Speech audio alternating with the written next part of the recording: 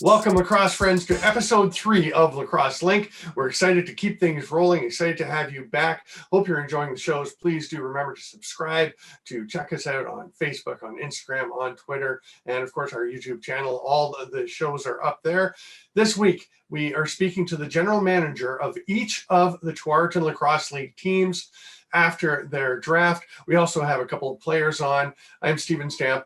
Along with Tanner Fetch, we'll be talking to them and bringing you the best of what is going on in the lacrosse world. Make sure you stick around after the interviews for the rundown. There'll be so much more to cover.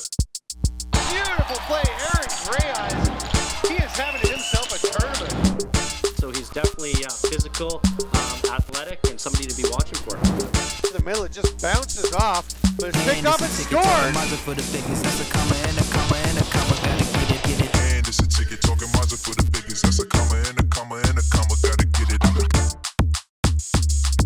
We are joined first by Jake Hendhock, the GM of the Six Nations Arrows. And I'm very curious, you take Alex Simmons first. I'm wondering if you had him as the top guy on your board and then you happen to get the number 1 pick, or did you wait until you found out a week before the draft that you're going to have the first pick and then really whittle down the top of your board? I think talking just myself personally, I've always thought in his age group, he was always the top guy. I told him when I after we talked to him, and even before the draft there, that, I likened his game to maybe like a Tom Schreiber, not the biggest guy, but definitely athletics, IQ, he's top notch. And obviously we know skill wise, he can reduce some real damage there. And like I told him, just watching him the last few summers and how he helped his team eliminate us in the past few playoffs there, it's hard not to go against that guy and take him as the top guy in this draft. He's so talented. So I'm sure when you, as you said, when you got the draft lottery happened, you got first pick. The positive is you get Alex Simmons, the guy you wanted. The downside is then you have to wait 7 picks. But to me, it worked out pretty well because I thought with Landon Kells, you get a great goalie. And in Matthew Wright at 9, I think he's a guy that generally is overlooked or underrated a bit, but he's a stud. He's a heck of a player. Absolutely. It's funny you said that about Landon. When I actually called him the other day, talked to him, I said, I didn't talk to you before the draft because I personally didn't think that you're going to be available when we picked again. And thankfully he was. And, goalies like that, they're tough to come by, especially at a young age like that. And just having him work with Del Bianco the last NLL season, and then again we'll have him with Doug Jamieson working on our bench this year. It's just going to help him immensely along with the goalies we do have. But then just even with Matthew Wright, like you said, he's very underrated. He doesn't get the credit that he deserves, and I think in the next year or two he's really going to turn some eyes. Now you take the forward in Simmons, the goalie in Kells, and then 8 of your next 9 picks are on defense transition. Was that a conscious decision? You felt you needed to add defense, or was it just best men available? A bit of both.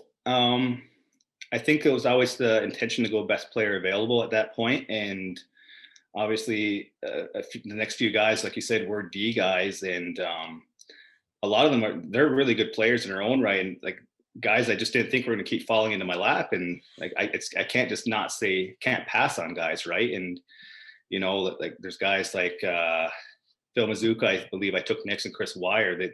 They're in the NLL now with the Toronto Rock. They're being drafted. It's hard to pass up on that. Michael Jackman, I think he's 6'3", 6'4" at 19 years old. Like he's got good size. Cornell as well. And obviously Nungo Thompson, he went in the 3rd round of the NLL draft, and he was an every game player for the Halifax Thunderbird, PK out in the ball team. And Mason Kaminga, he's the ultimate team guy, and just talking to him, he's quite the character as well. And, he was mentioning all these guys are mentioning, like we had a few of our hometown guys message them and just welcome to the team. And it's good that they feel pretty good about the selections we made as well. So the first overall pick in the first ever TLL draft, Alex Simmons, welcome to Lacrosse Link. Thanks for having me. So pretty exciting stuff. I think, it's been a big year. Obviously, you have the MSL draft where you go second. You have this draft where you go first. There's just a lot going on, considering how little has been going on fields and floors around. What's it been like for you? When did you hear from Jake Henhock and the Arrows, and what did you think when you got the call? Oh, it's been crazy. I think for anyone, any lacrosse player over, this time in Ontario and even Canada, and we just want to get back out there. And I think it's been kind of killing us, especially hearing about the MSL not playing this year either. So Jake reached out to me about a week ago or a week before the draft. I didn't really know much about the league. And then he kind of reached out and said, we'd love to take you one. And, just kind of had to do some research on the league. So as you looked a bit more into the league, you realized there's a chance to come and play against, obviously they're looking at some pretty solid competition. And I would imagine though, the big thing, like you said, just getting on the floor, getting the stick in your hands, getting in a box and getting to compete again after so long has got to be exciting. Yeah, it's really exciting. I mean, missing out on this the past 2 years, it's been, kind of killing us, love the field game, but everyone in the summer, coming home, you kind of get excited for the box league, competing for a Man Cup or a Minto Cup for that. And now, with this new league, it's like, at this point, it's great. I think getting a chance to go back on the floor and compete with some of the guys you've been competing against like your entire life is pretty thrilling. And I think when we get back out there, it's just the environment's going to be crazy. And I think it's going to be fast and quick. And, it's just really exciting time for Ontario lacrosse, I think. So it should be fun. So as you start in, obviously, a new league with a new team, you're going to have new teammates and everything. There's a lot to get used to, again, being back on the floor and getting back in the box and all these new factors. What do you think the adjustment will be like, and how do you plan to be prepared to play? And what's going to be a tournament, a very short tournament schedule with not a lot of time to adjust? Yeah, I mean, it's gonna be, probably difficult for many people, and including myself. Not really, although having the stick in the hands here at school, and most guys will too. I think it's gonna be, the first time out there, it's gonna be a learning curve for everybody. There's gonna be mistakes that are made, obviously, and I think that's just part of the game. And I think that we're gonna have to work around that, and playing with new guys, especially a Six Nations team with such skill and such an IQ for the game. I think it's gonna be really exciting, and just to have everyone back out on the floor. I think it's gonna be intense. People are gonna want to whack each other. People are gonna want to score, and with the new rules and the NLL rules, it's going to be a different pace, unlike the the Ontario League that we were playing in before. It's going to be exciting, a new game, and it's going to be fun for people to watch, I think. So we're all stoked to get back out to the rinks and very excited to see you play. Congratulations again, and thanks for being with us, Alex. Thanks. I really appreciate it, guys. Thanks for having me. And I'm joined now by Oshawa Knights, Terry Lloyd. Terry, thanks for joining us here on Lacrosse Link. Thanks, Tanner. You're welcome. So looking at your draft results, you selected Kyle Waters first with your first pick. Was he someone you had in mind the whole time, or what was your reasoning behind going after him and getting that offense right off the hop? Because Six Nations Arrows picked the first, I was sort of a little bit apprehensive of saying anything or doing anything. So it was all contingent on my pick was according to what Six Nations did. Obviously, if they had picked Kyle Waters, I wouldn't have been too upset to take Mr. Simmons. But they took Alex, so I ended up taking Kyle, the second pick. For sure. And then your first two picks were offensive guys. And then the third pick, kind of a steal there, I think, with Cam Dunkerley, who plays net for the Saskatchewan Rush. How important was it to add a goalie early in the draft? Yeah. Well, as we all know, goalies is the most important position almost you have in the team. And I thought I might have a bit of a, if you want to call it a bit of an in, due to the fact that two of my coaches, Adrian Sorchetti and Jordy Jones-Smith, are both co-players with Cam in Saskatoon. So I thought if I picked him, I might have a good chance to sort of get him here. And then looking at your results again here, what edge do you think your team has going into this season? Well, I think for us, like anybody can almost score because we have such talented rosters. Everybody does.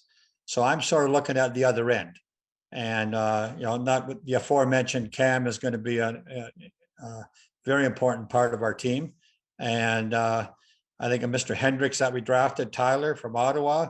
I think he's a big body, and I think he's going to help us out. And even a guy like Peyton Cormier, who's still playing in the NCAA's in the championship game tomorrow, as a matter of fact. I think he is in the championship game.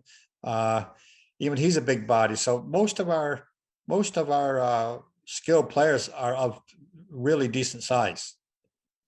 That's good. Then you can have a shutdown defenders. You got the good goalie and the snipers out the front gate. Sounds like the Oshawa Knights are going to be a team to watch here in the TLL.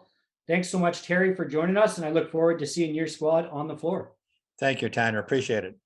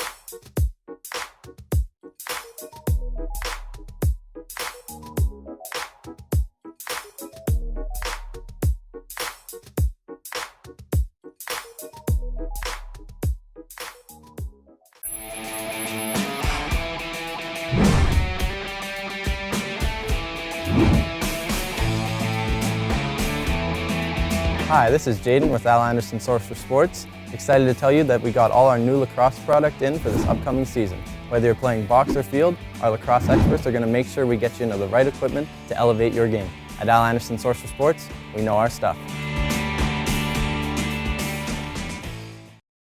Joined by Jeff Snyder, the GM of the Tri-City Havoc. Welcome to the show, and I want to ask you right away, I'm wondering how big of a role geography played, because I noticed you did, for your first 10 rounds, mostly stick to the west side of Toronto, which makes sense, logistically for you, right? Definitely. I think we tried to do a couple of things. We tried to get multiple guys from multiple centers, and then we tried to stay a little bit in our own backyard at first. Then we ventured out, obviously, as we got a little further along in the draft. When you did venture out, you go in rounds 11 and 12 to Ottawa, multiple guys from the center again, although both have been playing in closer to the Toronto area. But Nathan Grennan and Curtis Conley, both of whom, I think Grennan has a potential to be a first-round NLL pick. Conley was a fourth-rounder, which I think was a bit of a steal for Colorado there. But that's some pretty great talent to add that late in the draft. Absolutely. When you say it was a steal in the fourth round, think about getting him in the 12th round. So we just couldn't pass him up that late, even though the geography, we know the guys want to be home in the summer. They're gone all year, but they're used to travel. So now you've got to blend, obviously, the players you've protected with the players you've drafted, and you've got to do it quickly. So I'm curious what your strategy is for getting these guys. You've obviously got a lot of talent. You just look at the list of players. There's plenty of talent. It's a matter of getting everyone playing together in a couple of days of practice to get ready for the tournament. That's going to go quick too. Yeah, that's obviously not going to be my task. That's going to be John's task. But we were, again, part of our strategy was getting guys, a couple from each place, or guys that maybe played together at school, so that they're at least familiar with each other. That takes some of those barriers down a little quicker. And most of these guys are used to playing in that type of an environment where they've played in multiple teams and they've played in showcases, and so they're all premier athletes. So they'll have to figure out their pecking order, exactly where everybody fits in that dynamic. But we think we got some pretty good leaders there that'll help massage that. Was there one player that you were just really surprised he was still sitting there and just couldn't wait to pull the trigger? Was there one? I was kind of surprised that Zavitz slid into the 5th round. I think that would be a surprise. But honestly, with only 4 teams, it was a pretty deep draft. And so I think, I don't want to speak for the other guys, but, we were trying to hit some of the I don't want to say holes, but some of the areas that we thought we needed to make sure we had some redundancy or some upgrade in. So I think that's probably what everybody did. I don't think if you were just drafting on on pure skill or pure, who was best in a larger draft, it might have played out differently. Jeff Snyder, thanks for coming on Lacrosse Link, and we certainly look forward to the season. Thanks for having us. All right, fans, and now I am joined by Stuart Brown of the Burlington Blackhawks. Stuart, what were the key qualities you were looking for when you were looking through your draft picks? Yeah, thanks. We looked at the whole picture. Obviously, scoring right and left-handed scorers, both on ball and off ball. I think were kind of priorities for us early on. And much like the other teams, sort of a wait and see what trickles down with us picking at 4. It was like, we all would love a shot at the first 5 or 6 picks. So whatever trickled to us at 4, we're happy to take. And then, kind of had to make another strategic pick at 5 because we wouldn't pick again for a number of picks. So at 4 to get Thomas McConvey, obviously, huge scoring talent, big, strong player, left-handed, led junior A in scoring in 2019. He's obviously got the pedigree to do it. Gets it done. He's a full floor player. I think when you look at a guy like that, and then in the NLL rules, and when we get into seeing him play in the professional game, he's one of those guys that can play both ends of the floor, really effectively. And he's a great teammate, great presence. I've known him for a long time. Played in my club program, so we were thrilled and shocked to get him at 14, and real excited. And speaking of NLL rules that the TLL is going to be playing by, how important was it to add those guys who have pro experience like Matthew Sykes, who know those rules and have played by those rules, and adding them to your roster?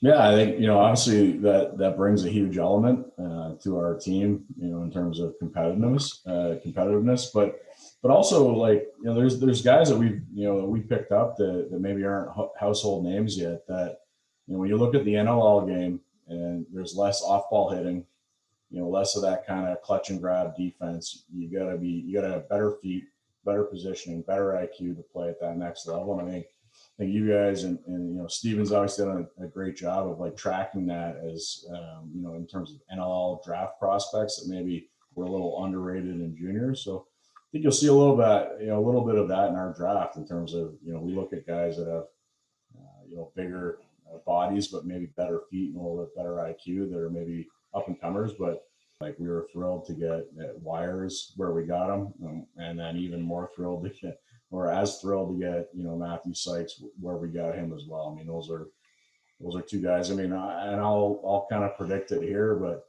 when Cam Wires enters the NLL draft when he's done college, he'll be a first rounder. He'll be a top 6-7 pick, and no doubt in my mind. I think you have a lot of guys in your lineup that is going to make it exciting for fans. They're going to grow into household names in the National Lacrosse League, and it begins right here with the TLL. Thanks so much, Stuart, for joining us here on Lacrosse Link, and we'll talk to you again soon. And now I'm joined by Jason Knox, protected player on the Burlington Blackhawks. Thanks so much for joining us, Jason. Thanks for having me. So what are you most excited about here with the upcoming TLL season? I'm really excited just to play. A lot of us have been sort of stuck not having box for last summer, and it's been a terrible time. And so I'm really looking forward to just getting back, seeing my friends again, being able to play.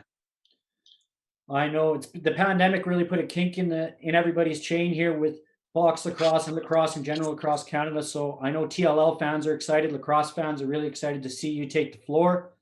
What do you feel is the most important aspect that you can bring to the Blackhawks organization? Just ball movement, especially I played with a lot of great players in the past with the Burlington Chiefs, and just looking to bring that sort of aspect into our offense with the new Blackhawks. And I'm just really excited to get out there and play. And I know I spoke to Stu about it as well, but playing with the NLL rules, what do you think that's going to be like? Is it going to change the dynamic of the game? It's going to make it more exciting. What are your thoughts on that? Definitely the bigger nets and the no wooden sticks for the goalies is going to be nice for shooters, especially just having a little bit more space to be able to shoot the ball. The turf field or the turf carpet is it's going to be different as well. I'm used to playing on concrete. I've never really played on turf, so that's going to be new and interesting, but it should be fun. And the bigger nets are always a good help for shooters like yourself. Exactly. Yeah, and the smaller spoon, you can't complain. If you had one thing to say to TLL fans here prior to the season, I'll give you the floor here, and you can say something to TLL fans what they can expect here for the upcoming season.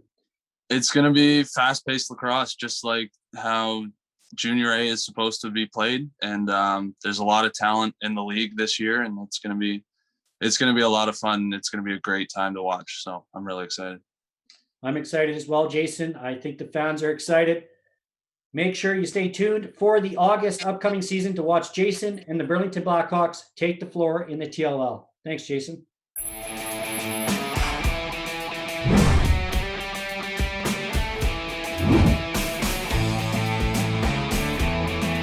Hi, this is Jaden with Al Anderson Source for Sports. Excited to tell you that we got all our new lacrosse product in for this upcoming season. Whether you're playing box or field, our lacrosse experts are going to make sure we get you into the right equipment to elevate your game. At Al Anderson Source for Sports, we know our stuff. Hey you. Yeah, you. Why aren't you clicking the link below to visit lacrosselink.com? All right, lacrosse friends, we are at the rundown portion of the show. Some say it's the most exciting part of Lacrosse Link. We have a good time. We're going to talk about the NCAA tournaments, and in the men's D1, very exciting game with Virginia winning over Maryland in a nail biter. The women's game had Boston College winning their first ever championship, Charlotte North helping to lead the way, and she has been amazing this year. Just great for them to get that first win. And we got to talk about the D3 men a little bit, because that was incredible, with the RIT coming back in the final 20 seconds to tie the game and force overtime. And then Ryan Barnable with a great goal to finish things off in overtime, and very much a box lacrosse goal, catching and shooting in tight space.